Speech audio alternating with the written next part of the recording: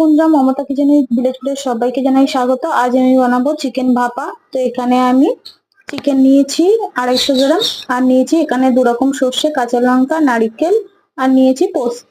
তো আমি একসাথে মশলাটা পেস্ট করে নেব অল্প লবণ দিয়ে আর জল দিয়ে।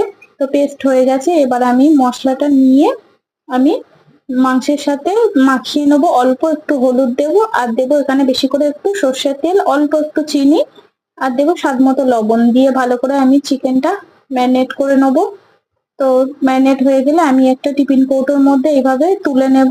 নিয়ে আমি ওপর থেকে কাঁচা লঙ্কা চেরা আর দিয়ে দেবো সরিষার তেল দিয়ে ভালো করে মুখটা আটকে একটা কড়াইতে জল দেবো। জলটা ফুটে উঠলে দিয়ে দেবো টিফিন কৌটোটা দিয়ে আমি আধ ঘন্টার জন্য ঢাকা দিয়ে সিদ্ধ করে নেব।